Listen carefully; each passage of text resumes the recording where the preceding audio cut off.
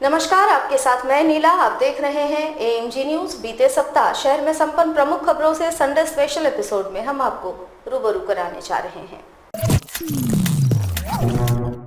जमशेदपुर में पिछले दिनों यानी 29 अप्रैल को हुए गैंगवॉर में आज और 7 अपराधियों को पुलिस ने गिरफ्तार कर जेल भेज दिया है। अब तक इस मामले में लगभग 2 दर्जन आरोपियों को पुलिस गिरफ्तार कर जेल भेज चुकी है।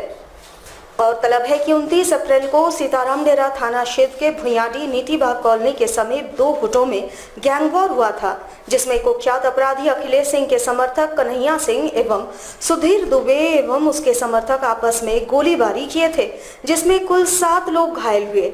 आज की गिरफ्तारी में इन आरोपियों के पास से पुलिस ने 3 पिस्तौल, कई कारतूस एवं एक कार को जब्त कर लिया है।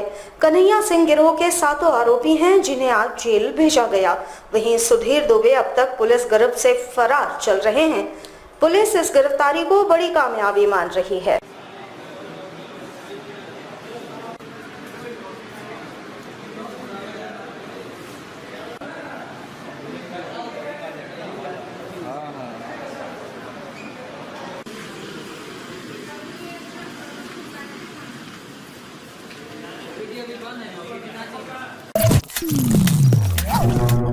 वैश्विक संकट कोरोना को लेकर एक और जहां पूरी दुनिया में कोहराम मचा हुआ है, वहीं झारखंड में भी कोरोना का संकट थमने का नाम नहीं ले रही है।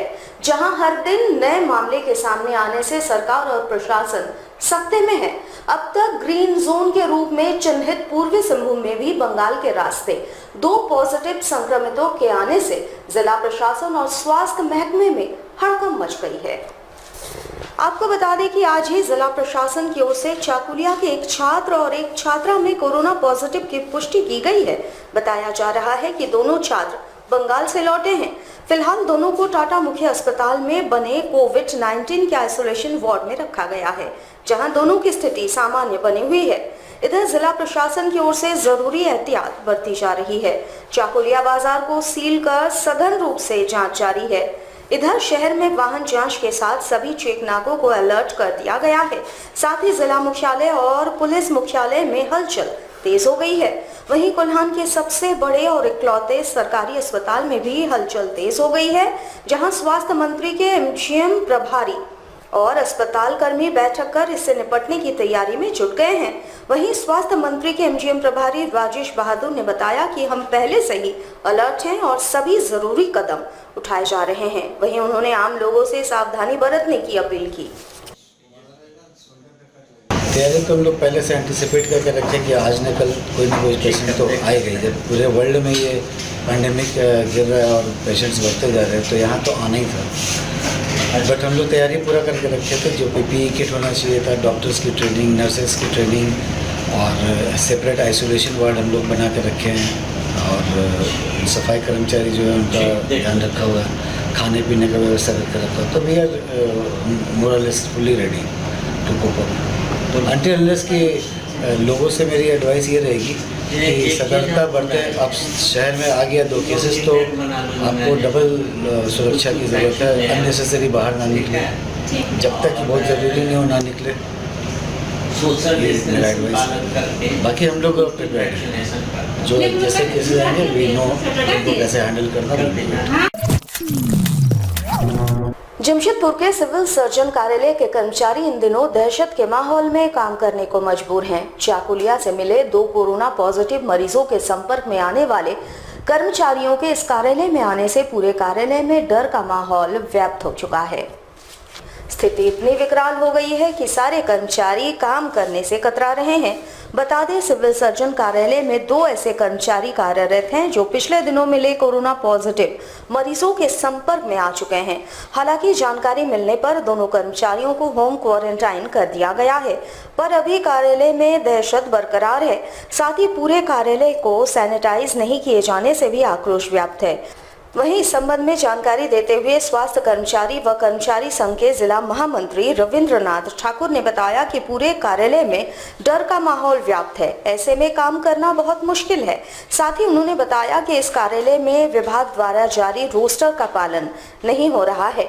उन्होंने बताया जब तक पूरे कार्यालय परिसर को सैनिटाइज नहीं किया जाएगा वे सभी काम नहीं करेंगे। यहाँ जो आपको जैसा विदित है, चाकुलिया क्षेत्र के जो 2 पॉजिटिव आए हैं रोगी, उसी क्षेत्र से हमारे यहाँ इस कार्यालय में भी 2 लिपिक आ रहे हैं। तो ऐसा वो जो स्थिति और उनके परिवार का भी आवागमन बीच में हो रहा था, तो इसको देख करके जितने भी कर्मचारी हैं वो सभी डर में अभी दहशत व्याप्त है। सबको लग रहा है कि क्या होगा क्या नहीं होगा, कि ये स्थिति अभी बनी हुई है और अभी तक ऑफिस को सैनिटाइज नहीं किया गया है। झारखंड से जो छात्र विदेशों में उच्च शिक्षा ग्रहण करने गए हैं, उन्हें अब तक निराशा ही हाथ लग रही है। झारखंड सरकार की ओर से उन्हें स्वदेश वापस लाने में राज्य सरकार अब तक कोई पहल नहीं कर रही है। आपको बता दें कि झारखंड राज्य के कई छात्र विदेशों में उच्च शिक्षा प्राप्त करने गए हैं, पर कोरोना संकट की दौर में उनकी स्थिति पर किसी ने गौर नहीं की। राज्य सरकार की ओर से उन्हें स्वदेश लौटाने की पहल नहीं की जा रही, इसलिए वंदे भारत मिशन के तहत स्वदेश लौटने वाले छात्रों में उनका नाम नहीं है। कोई भी राज्य के लिए ये गौरव की बात है कि वहाँ के बच्चे विदेशों में पढ़ाई कर रहे हैं, पर झारखंड सरकार इनके विषय में सोचना ही नहीं चाहती। वंदे भारत मिशन के तहत केवल दिल्ली, मुंबई, बेंगलुरु, चेन्नई, हैदराबाद, वाराणसी, कोच्चि, अहमदाबाद आदि शहरों के बच्चे ही भाग्यशाली साबित हो रहे हैं। वहीं झारखंड के होनहार बच्चे आज भी वतन वापसी की राह तक रहे हैं। इस पर राज्य और केंद्र सरकार को सोचना चाहिए। कोल्हान के नए डीआईजी राजीव रंजन सिंह सरायकेला जिला के दौरे पर पहुंचे, जहां उन्होंने आदित्यपुर थाने का निरीक्षण किया। इस दौरान डीआईजी ने उद्यमियों द्वारा वैश्विक संकट कोरोना से जंग लड़ रहे 120 पुलिस कर्मचारियों के लिए दिए गए पीपीई किट पुलिस कर्मियों को प्रदान किया। इस दौरान डीआईजी ने कोरोना संकट को वर्तमान परिस्थितियों में सबसे गंभीर संकट बताया। साथ ही उन्होंने पुलिस कर्मियों को सावधानी बरतते हुए ड्यूटी करने की नसीहत दी। उन्होंने कहा, किसी भी जवान को किसी तरह की कोई परेशानी हो तो वे अपने अधिकारियों को अवश्य बताएं। वहीं अपराध के संबंध में उन्होंने बताया कि कोरोना संकट के इस दौर में अपराधियों पर नकेल कसने में जिला पुलिस सक्षम है। उन्होंने नए एसपी मोहम्मद अरसी की सराहना करते हुए कहा कि वे काफी ऊर्जावान है। साथ ही उन्होंने उम्मीद जताई कि नए SP law and order maintain करने में बेहतर साबित होंगे। इस दौरान एसडीपीओ राकेश रंजन, आदित्यपुर, आरआईटी कांड्रा और गमरिया थाना प्रभारी भी शामिल थे। वहीं डीआईजी ने उद्यमियों द्वारा दिए गए सहयोग की भी सराहना की।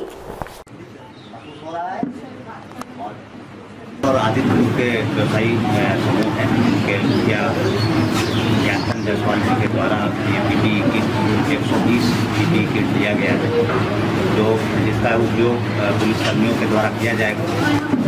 हम समझते हैं कि मैं पूरे पुलिस परिवार को मुखिया होने के नाते इनको धन्यवाद दूँगा कि इस तरह की पहल इनके द्वारा की गई है।